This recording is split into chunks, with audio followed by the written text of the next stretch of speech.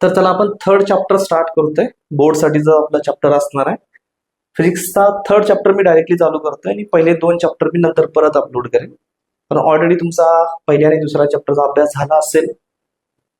काही विद्यार्थ्यांनी त्याच्यावर टेस्ट पण दिल्या असतील.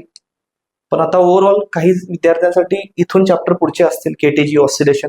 त्यामुळे हे चॅप्टर मी आधी घेतोय आणि बाकीचे 2 चॅप्टर पण आपण नंतर डिस्कस करू. तर आपण आज स्टार्ट करतोय थर्ड चॅप्टर. फिजिक्सचा थर्ड चॅप्टर आहे kinetic theory of gases and radiation. छोटासा चॅप्टर आहे, इंटरेस्टिंग आणि भरपूर त्याला वेटेज पण चांगला आहे. प्रत्येक वेळी एखादं मोठं डेरिव्हेशन त्या चॅप्टर मधून येतं. तर स्टार्ट करण्याच्या आधी आपल्याला थोडंसं इंट्रोडक्शन बघायचं चॅप्टरचं. कायनेटिक थिअरी ऑफ गॅसेस काय, कशासाठी आपण स्टडी करणार आहे. मग डायरेक्ट एक्झॅक्टली आपण आपल्या चॅप्टरवर जाऊ. आणि माझा जो अप्रोच असेल, जे लेक्चर मी अपलोड करणार आहे, तो completely exam point of view असतील. भरपूर एकदम जास्त डेप्थ मध्ये जाणार नाही, एकदम वरवर पण शिकवणार नाही. जितकं गरजेचं आहे आणि इम्पॉर्टंट वाटतं तेवढं मी 100% शिकवणार. तर स्टार्ट करायच्या आधी तुम्हाला तर माहित असेल की 3 states of matter. 3 states of matter. पहिला माहित आहे आपल्याला सॉलिड आहे, second is a liquid and third is a gas. हे माहित आहे आपल्याला की मॅटरच्या 3 स्टेट आहेत, सॉलिड, लिक्विड आणि गॅस.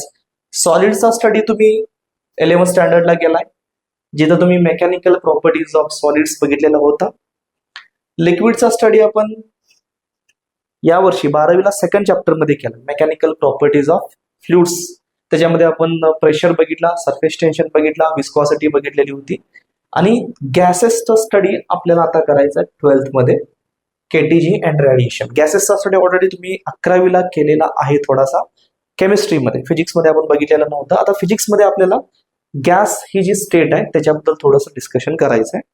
आणि चॅप्टर 2 पार्टमध्ये डिवाइड आहे. पहिल्यांदा असेल कायनेटिक थिअरी ऑफ गॅसेस, त्याच्यानंतर हाफ जो पार्ट आहे it is related to radiation. 2 पार्टमध्ये आपल्याला बघायचं. मग आता आपल्याला बोलायचं जास्त आहे तो एका स्टेट बद्दल, गॅस. असं नाही की 3च स्टेट असं नाही आहे, याच्यापेक्षा भरपूर स्टेट आपल्याकडे अवेलेबल आहेत. सॉलिड, लिक्विड, गॅस सोडला तुम्ही प्लाझ्मा पण असतो एक 4th स्टेट म्हणू शकता, किंवा बोस-आइन्स्टाईन कंडेन्सेशन ती अजून स्टेट आहे. आणि सायंटिस्ट अजून नवीन नवीन स्टेट्स शोधतायत भरपूर, depend on pressure and temperature. आपल्याला फक्त या 3 स्टेटवर फोकस करायचं आणि या चॅप्टर मध्ये आपल्याला बोलायचं आहे गॅस बद्दल. ओके, मग गॅसचे एकदम 3 बेसिक लॉज आहेत. त्या 3 बेसिक लॉ वरून आपण एक इक्वेशन स्टेट डिराईव्ह करणार आहे, इक्वेशन ऑफ स्टेट. आणि तो सगळा गव्हर्न करणार आहे हा चॅप्टर, ज्याला आपण आयडियल गॅस इक्वेशन म्हणतो. शॉर्टमध्ये 3 लॉज आहेत ज्या आपण गॅससाठी, गॅसच्या स्टडीसाठी आपण लावतो. पहिला जो लॉ आहे it is a Boyle's law. Second जो लॉ आहे it is a Charles law. आणि तिसरा जो लॉ असणार आहे it is a Gay Lussac law. So already कधी तुम्हाला आठवत असेल, केमिस्ट्रीमध्ये पण झाला असेल. 3 लॉज आहेत. आता हे 3 लॉज करणार काय आहेत बघा. आपण या चॅप्टरमध्ये कम्प्लिटली शिकायचं आहे 3 ते 4 व्हेरिएबल. मोस्टली आपल्याला शिकायचं आहे प्रेशर, व्हॉल्यूम, टेम्परेचर आणि एनर्जी. हे जे मॅक्रोस्कोपिक पॅरामीटर्स आहेत, प्रेशर, व्हॉल्यूम, टेम्परेचर, एनर्जी, याच्याबद्दल हा चॅप्टर थोडासा बोलतो. मग हे जे प्रेशर, व्हॉल्यूम आणि टेम्परेचर आहेत यांच्यामध्ये जे रिलेशन आहे ते आपण या 3 लॉजना सांगत असतो. मग पहिला जो लॉ आहे बॉइल्स लॉ. बॉइल्स लॉ काय डिफाईन करतो बघा. Boyle's law states that pressure is inversely proportional to volume, किंवा असं सुद्धा लिहू शकता volume is inversely proportional to pressure. Simply बुकमध्ये जसं दिलंय आपण असं लिहिलं तरी चालेल की volume is inversely proportional to pressure when, कधी, जेव्हा टेम्परेचर काय असणार आहे, कॉन्स्टंट असणार आहे. आता 3 व्हेरिएबल आपल्याला कन्सिडर करायचे, प्रेशर, व्हॉल्यूम आणि टेम्परेचर. एक कॉन्स्टंट ठेवायचा, बाकीचे 2 व्हॅरी करायचे. मग समजा टेम्परेचर कॉन्स्टंट असेल तर व्हॉल्यूम जो आहे तो इनव्हर्सली प्रोपोर्शनल टू काय असतो, pressure. This is the Boyle's law. मग याचा एक्झाम्पल पाहिजे असेल तर फॉर एक्झाम्पल तुम्ही एखादा बलून घेतलाय, बलूनचं काहीतरी व्हॉल्यूम असेल आणि त्याला तुम्ही आता स्क्वीज करताय, समजा प्रेशर अप्लाय करताय. मग प्रेशर अप्लाय केलाय तर त्याचा साईज काय होणार आहे, कमी होणार आहे. तर ऑब्व्हियसली प्रेशर वाढला तर व्हॉल्यूम काय व्हायला पाहिजे, कमी व्हायला पाहिजे. किंवा अपोजिट आहे, व्हॉल्यूम वाढला तर प्रेशर काय होतो, कमी. किंवा व्हॉल्यूम डिक्रीज झाला तर प्रेशर काय होणार आहे, वाढणार. हा जो आहे first law Boyle's law. Second law Charles law states that pressure is proportional to temperature. Pressure आणि टेम्परेचर आला तर इथं काय राहणार आहे, पी कॉन्स्टंट असेल. ओके, प्रेशर जर कॉन्स्टंट असेल तर volume is proportional to temperature. म्हणजे तुम्ही सांगू शकता टेम्परेचर वाढलं तर व्हॉल्यूम वाढायला पाहिजे. याचा एक बेस्ट एक्झाम्पल आहे उन्हाळ्याच्या दिवसात आपण जेव्हा म्हणतो बाईक्स असतील आपल्या किंवा सायकल्स असतील उन्हात लावू नका, जी बाईक पंक्चर होते किंवा बाईकची हवा जाते. असं का होतं, कारण समजा एक प्रेशर कॉन्स्टंट असेल आणि जर गॅसचं टेम्परेचर वाढलं तर गॅसचं व्हॉल्यूम काय होतं, वाढतं आणि गॅस लीक होऊन मे बी पंक्चर व्हायची पॉसिबिलिटी थोडीशी वाढते. म्हणून उन्हाळ्यात आपण थोडीशी हवा कमी ठेवतो चाकात. त्याचं रिझन हे आहे चार्ल्स लॉ, कारण टेम्परेचर वाढला तर प्रेशर काय होतं, सॉरी व्हॉल्यूम काय होतो, वाढतो. लक्षात ठेवा, सिंपल, जास्त डीप मध्ये जात नाही, फक्त आपल्याला हे फॉर्म्युले लागणार आहेत तेवढे आपण फक्त बघूया. आणि लास्ट आहे Gay Lussac law. It states that pressure is proportional to temperature when volume is constant.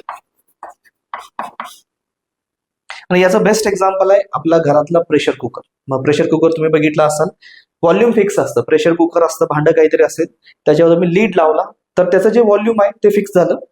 मग जेव्हा तुम्ही आता हीट करत चाललाय, टेम्परेचर वाढवत चाललंय, मग टेम्परेचर वाढलं तर काय होतं, प्रेशर काय होतं, वाढतं.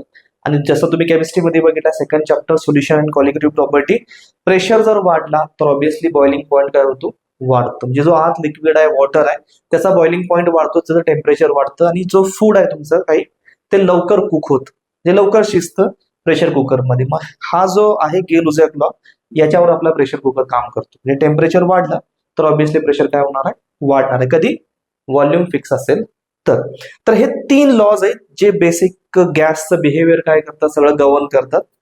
या तिन्ही लॉजला जर आपण कंबाईन केलं, बॉइल्स लॉ, चार्ल्स लॉ आणि गेल-लुझॅक लॉ, तिन्ही लॉ कंबाईन करा आणि याच्यावरून तुम्हाला एक इक्वेशन मिळतं, PV is proportional to T. कसं येईल आले मी दाखवतो, बुकमध्ये काय दिलेलं नाही आणि विचारलं पण जाणार नाही बोर्डासाठी, फक्त तुम्हाला माहित पाहिजे म्हणून मी सांगतो. मग PV is proportional to T. जर समजा एन मोल्स ऑफ गॅस असतील, एन म्हणजे नंबर ऑफ मोल्स म्हणूया आपण, एक मोल पेक्षा आपण भरपूर गॅस घेतलाय, समजा एन मोल ऑफ गॅस असतील तर इक्वेशन कसं असतं, PV is equal to n T.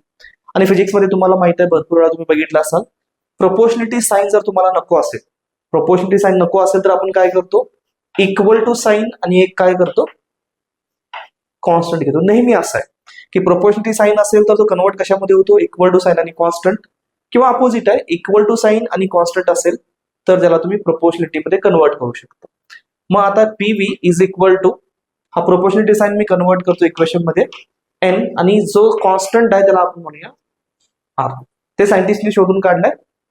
हा जो कॉन्स्टंट आहे आर, त्याला आपण म्हणतो universal gas constant. It is called as a universal gas constant. मग आर ची व्हॅल्यू तुम्हाला लक्षात पाहिजे, 8.314, 8.314 जूल पर मोल पर केल्विन. युनिट पण लक्षात ठेवा आणि आर ची व्हॅल्यू प्रॉब्लेम सॉल्व्ह करताना आपल्याला लागणार. मग आता इथं जे इक्वेशन आलेले PV is equal to NRT, this is the basis of our complete chapter.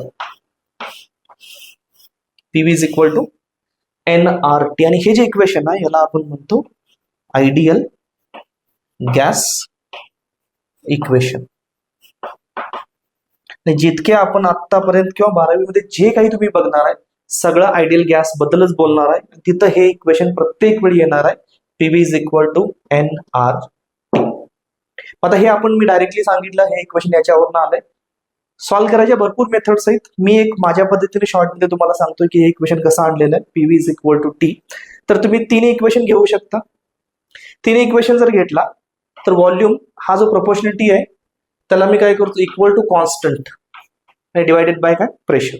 हे इक्वेशन घेतो, प्रोपोर्शनलिटीला इक्वल टू साइन आणि काय करतो, कॉन्स्टंट इंटू टेम्परेचर. आणि third equation pressure is equal to constant into temperature.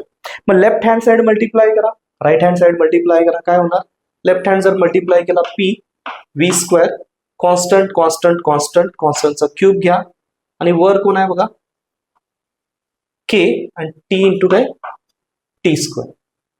ठीक आहे, तर थोडंसं चुकीचं लिहिलं असं वाटतंय का तुम्हाला, हा प्रेशर खाली यायला पाहिजे. सॉरी, के के के झाला, T into T, it is a T square divided by pressure. Correct आहे. मग हा पी जर इकडे गेला, P square V square is equal to K cube into T square. Root घ्या, सगळीकडे रूट घ्या, इकडे आणि इकडे स्क्वेअर रूट घेतला तर PV is equal to K raise to किती होणार आहे 3/2. याचा रूट घेतला म्हणजे 3/2, हाफ पॉवर म्हणजे स्क्वेअर रूट असतो. ओके, आणि इथं किती टी होणार आहे. मग आता याला तुम्ही असं लिहू शकता, इक्वल टू साइन आणि कॉन्स्टंट आहे, equal to sign and constant. याला तुम्ही म्हणू शकता प्रोपोर्शनल टू टी. हे इक्वेशन तुम्हाला मिळेल, PV is proportional to T. थोडंसं डिस्कशन होतं. आता याच्यावर कुठलाही क्वेश्चन तुम्हाला बोर्डाला येणार नाहीये, फक्त बॅकग्राऊंड माहित पाहिजे म्हणून सांगेल. तुम्हाला चुकून जर बोर्डाला विचारला तर या 3 लॉज पैकी काही विचारलं जाऊ शकतं, की what is Charles law, Gay Lussac law और बॉयल्स लॉ. डायरेक्टली विचारतील, हे फॅक्टर तुम्हाला लक्षात ठेवायचे. बाकी या पॉईंटमध्ये असा वेगळा कुठला क्वेश्चन तयार होणार नाही. हे 3 लॉज लक्षात ठेवा. आणि this is a ideal gas equation, this is the basis of chapter. यापासून सगळं इक्वेशन आपल्याला पुढे डिराईव्ह करत जायचं. PV is equal to NRT. N म्हणजे नंबर ऑफ मोल्स, आणि याचा एक फॉर्म्युला आहे नंबर ऑफ मोल्सचा, N is equal to number of particle divided by NA. आणि हा जो NA आहे it is called as a Avogadro's number. तुम्हाला माहित असेल अवॅगॅड्रोज नंबर, त्याची व्हॅल्यू पण माहित आहे 6.022 इंटू 10⁻23. म्हणजे नियरली त्याची ऑर्डर असते 10⁻23. तुम्हाला माहित आहे, केमिस्ट्रीमध्ये पण बघितलं असतं. तर हा एक फॉर्म्युला नंतर लागणार आहे, तो फक्त लक्षात ठेवा. मग पुढच्या डेरिव्हेशन आपण बघू. मग हा पॉईंट कळाला का बघा तुम्हाला. आणि हे इक्वेशन फक्त लक्षात ठेवा, इक्वेशन ऑफ स्टेट. मग पुढच्या कॅल्क्युलेशन मध्ये आता इथं एक शॉर्ट मध्ये मी नोट्स मध्ये पण एक नोट लिहिलेली आहे तिथं. त्या नोटमध्ये आपण डिस्कस करतोय की जसं फॉर एक्झाम्पल बुकमध्ये जसं डिस्कस केलंय, समजा ग्राउंडवरून तुम्ही एखादा स्टोन टाकला, दगड आहे समजा तुम्ही टाकला आणि तो परत खाली आला, तर इथं फक्त मी काय करतो, न्यूटन्सचे जो लॉ आहेत, न्यूटन्स लॉ, ते न्यूटनचे लॉ अप्लाय करतो आणि मला आन्सर मिळतो. हे जे ऑब्जेक्ट आहेत मॅक्रोस्कोपिक मोठे जे ऑब्जेक्ट आहेत त्यांच्यावर न्यूटनचा सिंपल लॉ, टेनिस बॉल घ्या, थ्रो केला, प्रोजेक्टाईल मोशनचे इक्वेशन लावा, न्यूटन्स लॉ लावा, आन्सर मला डायरेक्टली मिळतं. पण तुम्ही जर गॅसचा स्टडी करायला गेला, जसं आता मी म्हटलं, गॅसचा जर 1 मोल ऑफ गॅस तुम्ही कन्सिडर केला, 1 मोल ऑफ गॅस म्हणजे नंबर ऑफ पार्टिकल किती असतात, तो अवॅगॅड्रोज नंबर म्हणजे 6.022 इंटू 10⁻³ किती 23, नियरली 10⁻23 पार्टिकल एका मोल मध्ये, एका मीटर क्यूब मध्ये. मग छोटासा जरी कंटेनर घेतला, इतके पार्टिकल एकाच वेळी एक्झिस्ट करतात. 10⁻23 म्हणजे एकच्या पुढे 23 शून्य लावायची, इतका मोठा नंबर आहे. मग त्या प्रत्येक पार्टिकलचा pressure, volume, temperature, energy calculate करणं नियरली इम्पॉसिबल आहे. प्रत्येक पार्टिकल ट्रॅक करणार कसा, रॅन्डम मोशन मध्ये सगळे पार्टिकल तिथं. मग तिथं आपल्याला न्यूटनचे हे डायरेक्टली लॉ लावता येत नाही. मग तिथं जो आपण अप्रोच यूज करतो, तो यूज करतो आपण ऍव्हरेजेसचा.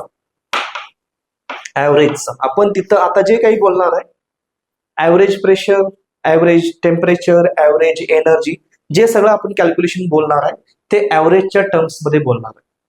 डायरेक्टली तुम्हाला एक्झॅक्ट व्हॅल्यू कधी सांगता येत नाही. तिथं आपण जे यूज करणार आहे त्याला आपण म्हणतो स्टॅटिस्टिकल अप्रोच. जेव्हा जो डेटा असतो, डेटा फार मोठा असेल, आता जर बघितला एका मोलमध्ये 10⁻23 इतके पार्टिकल्स आहेत, मग प्रत्येक पार्टिकलचा ट्रॅक ठेवणं अवघड आहे. मग आपण ओव्हरऑल ऍव्हरेज व्हॅल्यू नेहमी सांगणार. मग जिथं आपले कॅल्क्युलेशन्स आहेत ना, प्रत्येक वेळी तुम्हाला दिसेल average pressure, average volume, average energy, जे सगळं बोलणार आहे आपण ऍव्हरेजच्या टर्म मध्ये बोलणार. मग कायनेटिक थेअरी ऑफ गॅसेस मध्ये ऍव्हरेजेसला इम्पॉर्टंट आहे. ओके, तर नेक्स्ट पॉइंट वर जाऊया आपण. हा जर लिहायचा असेल तर तुम्ही लिहून घेऊ शकता रफ करून. ओके मित्रांनो, नेक्स्ट जो पॉइंट आहे आपला, it is a ideal gas and real gas. Ideal gas and real gas. आपण जो ऍक्च्युअली मध्ये स्टडी करणार आहे it is ideal gas. Real गॅसचा स्टडी जरासा कॉम्प्लेक्स असतो, आपल्याला तो येणार नाहीये. फक्त आयडियल गॅसचा स्टडी करायचा आहे. पण दोघांच्या मध्ये फरक काय, एकतर जो हा आयडियल गॅस आहे तो रिअल मध्ये कधी एक्झिस्ट करत नाही. हा आपण बनवलेला कन्सेप्ट आहे की रिअल गॅसचा स्टडी करण्यासाठी थोडंसं सिम्पलेस्ट मॉडेल बनवायचं आहे, त्याच्यासाठी आपण आयडियल गॅस बनवला. आणि फिजिक्स मध्ये तुम्हाला भरपूर वेळा असं बघायला मिळेल आयडियल कंडिशन्स. मग सिंपल पेंडुलम तुम्ही ऐकला असेल, आयडियल सिंपल पेंडुलम. मग त्याची डेफिनेशन आपण काय सांगितलेली बघा, आठवत असेल तुम्हाला तर, ती एक स्ट्रिंग घेतली जी मासलेस आहे आणि एक पॉइंट पार्टिकल घेतला, तो काय करतोय आपण, ऑसिलेट करतोय. मग एक्झॅक्टली तुम्ही कधीही घ्यायला गेला तर स्ट्रिंग कधी मासलेस नसते आणि पॉइंट ऑब्जेक्ट नसतो. ऍक्च्युली थोडंसं व्हॉल्यूम त्याला असणारच आहे, पण सिम्प्लिसिटीसाठी आपण असं अज्युम केलेलं. मग तसं इथं पण ना, रिअल गॅस सोडवण्यासाठी थोडेसे कॉम्प्लेक्स आहेत, त्याला सोपं बनवण्यासाठी आपण एक गॅसच्या काही प्रॉपर्टीज आपण कॅरेक्टराइज केल्यात आणि त्याला आयडियल गॅस असं नाव दिलेलं आहे. तर आता आयडियल गॅस कशाला म्हणायचं, याची डेफिनेशन बुकमध्ये आहे, ती नोट्समध्ये पण मी लिहिलेली आहे, तशी पाठ करायची डेफिनेशन. मग आयडियल गॅस त्या गॅसला म्हणतो which obey equation of state, which obey equation of state PV is equal to nRT. म्हणजे कुठलाही गॅस आहे जो हे इक्वेशन फॉलो करतो for all temperature and pressure. Definition अशी दिलेली आहे बुकमध्ये, a gas which obeys equation of state PV is equal to nRT for all temperature and gas. म्हणजे कुठल्याही टेम्परेचर आणि कुठल्याही प्रेशरला तो गॅस जर हे इक्वेशन फॉलो करतो तर त्याला आपण म्हणणार आहे आयडियल गॅस. सिंपल डेफिनेशन आहे, हे इक्वेशन जो फॉलो करेल it's a ideal gas, all pressure आणि ऑल टेम्परेचर साठी. त्याच्यानंतर सेकंड पॉइंट आयडियल गॅस मधला, in ideal gas there is no interaction between molecule, no interaction between molecules असं आपण अज्युम केलंय. कारण हे आपण एक मॉडेल बनवतोय आणि त्या मॉडेलमध्ये आपण असं अज्युम केलंय की आयडियल गॅस जर असेल आणि त्याचे मॉलिक्यूल असतील आयडियल गॅसचे, तर ते एकमेकाबरोबर इंटरॅक्ट होत नाहीत असं आपण अज्युम केलेलं आहे. रिअल लाईफमध्ये ऍक्च्युली पार्टिकल इंटरॅक्ट होतात, अट्रॅक्ट होतात, रिपेल होतात, पण आपण सिम्प्लिसिटीसाठी अज्युम केलंय की आयडियल गॅस म्हणजे असा गॅस आहे ज्याच्यामध्ये इंटरॅक्शन नाहीये, म्हणजे दोन्ही पार्टिकल एकमेकाशी इंटरॅक्ट व्हायचा काही संबंध नाही. जर इंटरॅक्शन झिरो असेल तर सगळ्यात महत्वाचा पॉईंट लक्षात ठेवा, पोटेन्शियल एनर्जी काय, झिरो. आयडियल गॅसची पोटेन्शियल एनर्जी झिरो असते, फक्त त्याला कायनेटिक एनर्जी असणार आहे. ओके, मग हा जो आहे तो हा आयडियल गॅस आपण एक मॉडेल बनवलाय. पण रिअल लाईफ मध्ये जर बघितलं तर रिअल गॅस जर तुम्ही कन्सिडर केला तर रिअल गॅस मध्ये ऍक्च्युली इंटरॅक्शन असतं. रिअल गॅसचे जे मॉलिक्युल्स आहेत ते एकमेकाबरोबर इंटरॅक्ट होतात, इंटरॅक्शन असतं, पोटेन्शियल एनर्जी असते. बट समजा जो रिअल गॅस आहे त्याची डेन्सिटी फारच कमी आहे, डेन्सिटी व्हेरी लो असेल. डेन्सिटी समजा रिअल गॅस मी घेतलाय, रिअल गॅस कन्सिडर करतोय, जो आपण रिअल लाईफ मध्ये ऑक्सिजन, नायट्रोजन सगळे जे गॅसेस बघतोय त्यातला कुठलाही गॅस आहे, पण त्याची डेन्सिटी कमी आहे. डेन्सिटी कमी म्हणजे काय, व्हॉल्यूम मध्ये एकदम कमी पार्टिकल आहेत, थोडेसेच पार्टिकल आहेत, जास्त आहेत, भरपूर नाही, थोडेसे पार्टिकल, म्हणजे डेन्सिटी एकदम कमी आहे. किंवा टेम्परेचर एकदम जास्त आहे, किंवा त्याचं प्रेशर काय झालेलं एकदम कमी झालेलं, असं कन्सिडर करूया. एक अजम्पशन्स होतं, एक मिनिट, याचा अजम्पशन्स मध्ये real gas low density low pressure. Okay, no problem, हा बरोबर. टेम्परेचर एकदम हाय असेल किंवा प्रेशर एकदम जर लो असेल किंवा डेन्सिटी कमी असेल तर जो रिअल गॅस आहे तो आयडियल गॅस सारखा बिहेव करतो. हे अजम्पशन्स आहेत, बुकमध्ये पण एक वाक्य आहे ते लक्षात ठेवायचं आपल्याला. ऍट लो डेन्सिटी म्हणजे डेन्सिटी इतकी कमी झाली किंवा प्रेशर एकदम कमी आहे, टेम्परेचर वाढलेलं. टेम्परेचर वाढलं तर काय होणार आहे, प्रत्येक पार्टिकल एकमेकापासून लांब जाणार, एनर्जी वाढणार, लांब जाणार आहे, आणि प्रेशर पण डिक्रीज केलंय आपण. प्रेशर जर कमी केलंय, टेम्परेचर वाढवलंय, अशी कंडिशन आहे समजा, किंवा डेन्सिटी एकदम कमी आहे, नंबर ऑफ पार्टिकल फार कमी आहेत, तर नियरली त्यांच्यामध्ये इंटरॅक्शन नसणार आहे. डेन्सिटी कमी, एकदम थोडेसेच पार्टिकल आहेत आणि त्याचं टेम्परेचर वाढवलं, एकमेकापासून लांब जाणार आहेत, आणि प्लस प्रेशर पण त्यांचं काय कमी आहे. तर प्रॅक्टिकली हे जे मॉलिक्युल्स आहेत एकमेकापासून इतक्या लांब गेलेत की त्याच्यामध्ये प्रॅक्टिकली इंटरॅक्शन नाही आहे, एकमेकाबरोबर इंटरॅक्ट होत नाही, इतक्या लांब आहेत असं समजूया. तेव्हा real gas behaves as ideal gas. तेव्हा रिअल गॅसला आपण आयडियल गॅस समजू शकतो आणि हे जे इक्वेशन आहे हे इक्वेशन आपण अप्लाय करू शकतो. मग एक्झाम्पल जर आलं क्वेश्चन आहे आपल्या एक्सरसाइज मध्ये की when real gas behaves as a ideal gas. मग 3 कंडिशन तुम्ही लक्षात ठेवायचं. डेन्सिटी व्हेरी लो पाहिजे, टेम्परेचर हाय पाहिजे आणि प्रेशर काय पाहिजे, लो पाहिजे. अशी जर कंडिशन असेल तर real gas behaves as ideal gas. कारण रिअल गॅस स्टडी करायला भरपूर कॉम्प्लेक्स आहे. 12वीला रिअल गॅसचे इक्वेशन येत नाहीत आपल्याला फक्त स्टडी करायचं आहे आयडियल गॅस. म्हणजे ऍक्च्युली रिअल गॅस स्टडी करायचा आहे, पण अंडर दिस कंडिशन डेन्सिटी व्हेरी लो आहे, टेम्परेचर वाढवलंय आणि प्रेशर कमी केलाय, तर रिअल गॅसला आपण आयडियल गॅस अज्युम करतो. कळते? हा पॉईंट कळाला. तर नेक्स्ट पॉईंट जो आपला आहे, next point is a mean free path. तो थोडासा डिस्कस करूया आपण. एक छोटीशी डेफिनेशन आहे, ती पण लक्षात ठेवा आणि बोर्डाला आलेला क्वेश्चन आहे. मीन फ्री पाथ.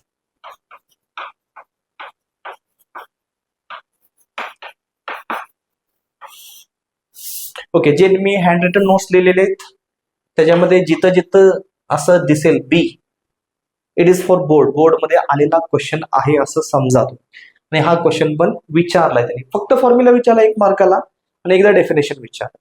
मीन फ्री पाथ. माझा इथं होतं काय बघा, आता सगळं आपण इथं जे पुढे बोलणार आहे it is about ideal gas. जे काही आपण इथून चॅप्टरमध्ये पुढे बोलायचं आहे ते आपण बोलतोय आयडियल गॅस बद्दल.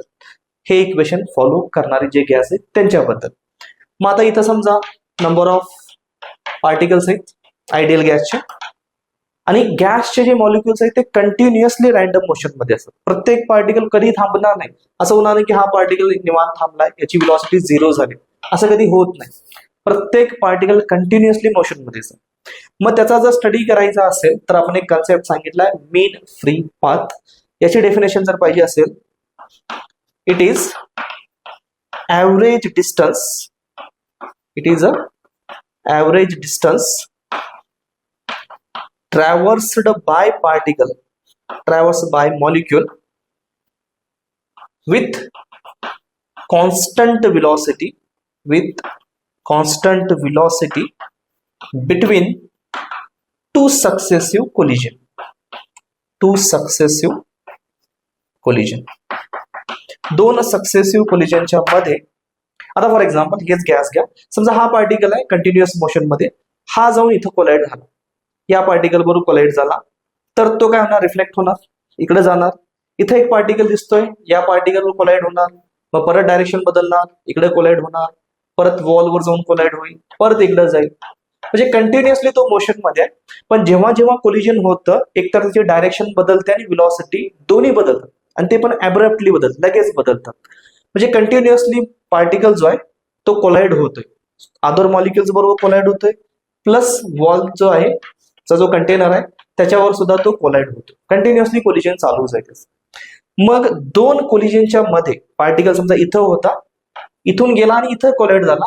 2 कोलिजनच्या मध्ये particle always travels in a straight line. Assumption आहे आपलं, स्ट्रेट लाईन मध्ये ट्रॅव्हल करतो विथ कॉन्स्टंट व्हेलॉसिटी, आणि व्हेलॉसिटी पण कशी असणार आहे त्याची, कॉन्स्टंट असणार. Between two collisions particle travels in straight line with constant velocity. मग आता भरपूर वेळा तो नंबर ऑफ कोलिजन्स करतोय. मग ते ऍक्च्युली डिस्टन्स किती असणार आहे प्रत्येक वेळी, एकदा डिस्टन्स जास्त असेल, एकदा डिस्टन्स कमी असणार, परत डिस्टन्स जास्त, परत कमी असेल. मग इथं आपण बोलणार आहे ऍव्हरेजच्या टर्म मध्ये. मग ती जी आहे it is the average distance travelled किंवा traversed by molecule with constant velocity between 2 successive collision. 2 कोलिजनच्या मध्ये ऍव्हरेज डिस्टन्स त्याने किती कव्हर केला याला आपण काय म्हणणार आहे, मीन फ्री पाथ.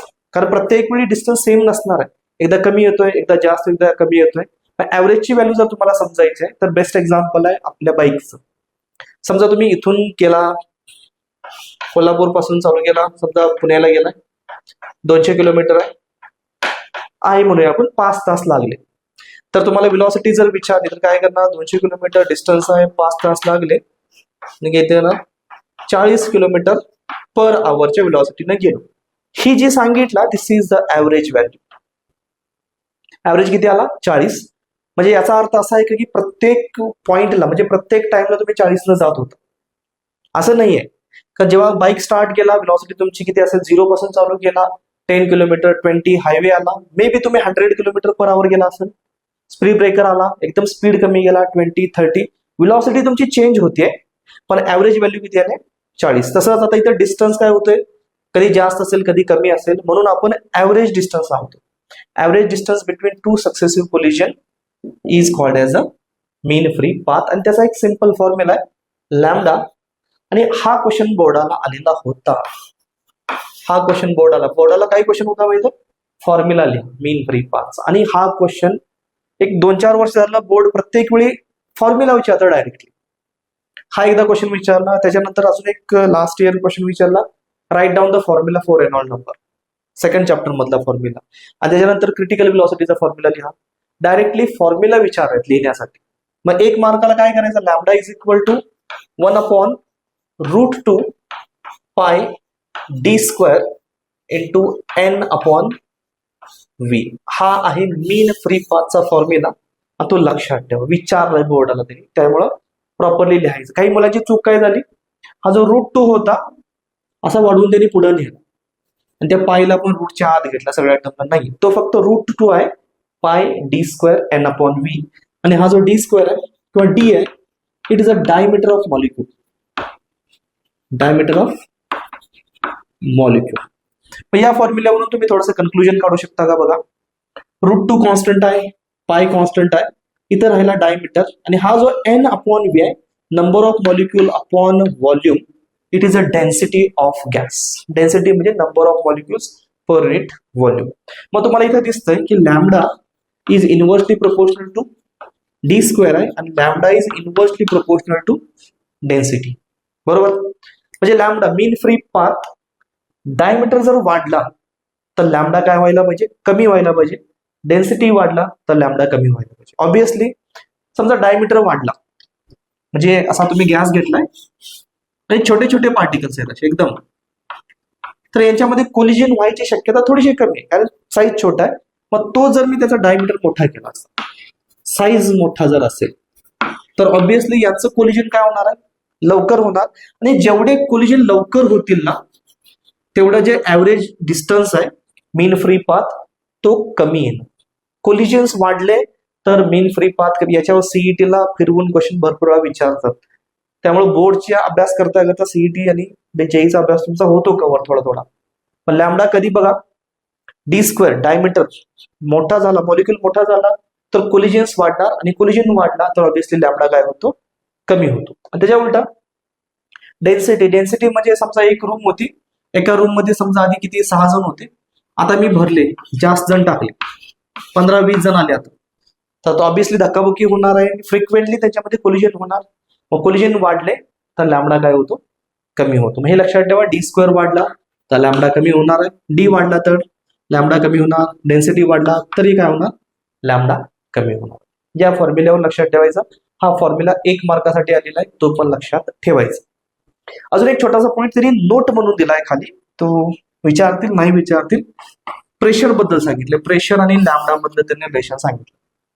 मग त्यांनी सांगितलंय समजा एखादा इव्हॅक्युएशन चेंबर आहे, असा चेंबर आहे काहीतरी व्हॅक्युम, आणि त्याच्यामध्ये समजा तुम्ही प्रेशरचं डिक्रीज करत गेला तर लॅम्डाची व्हॅल्यू वाढते असं त्यांनी सांगितलं. म्हणजे काय समजा, आणि हे यूज करतात, हे आता आपल्या टेक्नॉलॉजीमध्ये यूज करतात. तुम्ही कधीतरी बघितलं असाल, मटेरियल असतात आपल्याकडं आणि त्याच्यावर मेटलचं कोटिंग चढवलेलं असतं, मग तिथं ही मेथड आपण वापरतो. मग तिथं आपण करतो काय बघा, जो मेटल आहे ज्याचं कोटिंग आपल्याला चढवायचं आहे त्याचं वेपरायझेशन करतो, त्याचे वेपर्स बनवतो, म्हणजे त्याचा गॅस बनवतो आपण. आणि ज्याच्यावर कोटिंग करायचं तो मटेरियल इथं आहे, आणि इथून आपण काय केला, इव्हॅक्युएशन चालू केलं, म्हणजे प्रेशर कमी करत चालू, इथला म्हणजे गॅस कमी करत चालू, म्हणजे प्रेशर आपण डिक्रीज करत चालू. मग प्रेशर जर डिक्रीज केला तर नंबर ऑफ मॉलिक्युल्स काय होणार आहेत, कमी होणार. पण नंबर ऑफ मॉलिक्युल जर कमी झाले तर गर्दी कमी झाली, गर्दी थोडीशी झाली तर त्यांच्यामध्ये कोलिजन कमी होणार. कोलिजन कमी झाला तर ऍव्हरेज डिस्टन्स यांच्यामधलं वाढणार, आणि ऍव्हरेज डिस्टन्स एवढं वाढवलं जातो, तुमचा जो कंटेनर आहे गॅस, ज्याच्यामध्ये गॅस आहे त्याच्यापेक्षा जास्त लॅम्डाची व्हॅल्यू केली जाते. मग ते जे मटेरियल मेटलचे जे पार्टिकल्स आहेत ते एअर किंवा बाकीचे जे आपले गॅस आहेत पार्टिकल त्यांच्याबरोबर कोलाइड होत नाही, आणि डायरेक्टली जाऊन जे काही टार्गेट आहे त्या टार्गेटवर जाऊन ते डिपॉझिट होतं.